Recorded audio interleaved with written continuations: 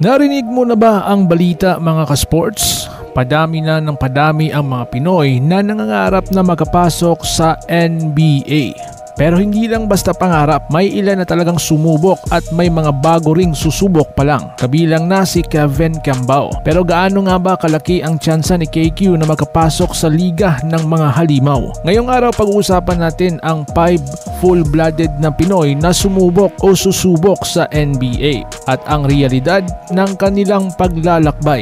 Kung trip mo po ang ganitong content, paiwan ng follow at pa-subscribe na din. Tara, simulan na natin. Una sa ating listahan, Ray Parks Jr. Isa sa mga pinakaunang Pinoy na sumubok sa NBA ay si Bobby Ray Parks Jr. Nag-tryout siya sa NBA Summer League para sa Dallas Mavericks noong 2015.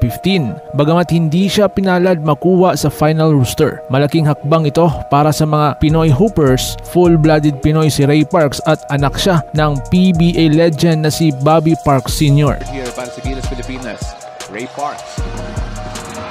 Hitting a three-pointer that we've seen him hit so many times in his career. And Jordan is playing zone here. Ray Parks left alone for... Number 2, Kefir Rabena. Si Phenom Kefir Rabena ay nag-workout noon sa mga international teams at isa rin sa mga tinutukan ng NBA scouts dahil nga sa kanyang leadership, playmaking at experience sa Gilas. Habang hindi siya officially nakaabot sa NBA roster, marami ang naniniwala kung mas napaaga ang exposure niya internationally, baka naging iba ang kanyang kwento.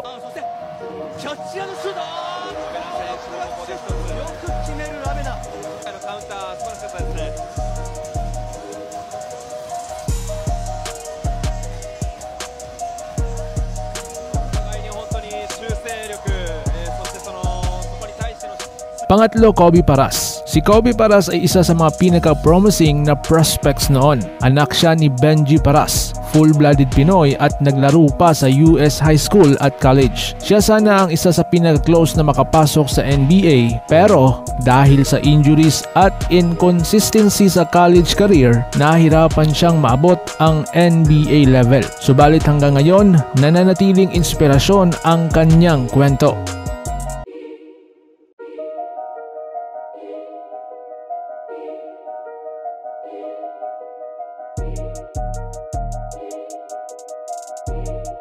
Number 4, walang iba, Kai Sotto.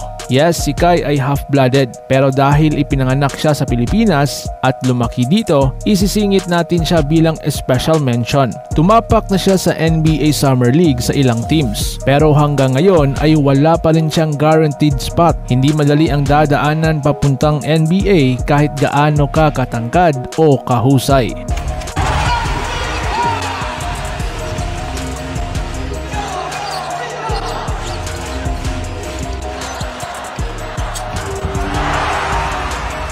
Panglima, ang latest ngayon, Kevin Cambao or mas kilala natin KQ. Si KQ ay pinakabagong pangalan na ibinanggit sa usapan ng NBA hopefuls na isang full-blooded Pinoy. Standout sa UAAP, Gilas Pilipinas Ricolar at recently ay nagpakitang gila sa workout sa Sacramento Kings. Malaki ang potential ni KQ dahil sa kanyang basketball IQ, versatility at laki ng kanyang katawan. Pero sapat ba ito sa NBA level? Kung makakakuha siya ng exposure at tamang training sa US o sa top tier European leagues, posibleng maabot niya ang NBA dream.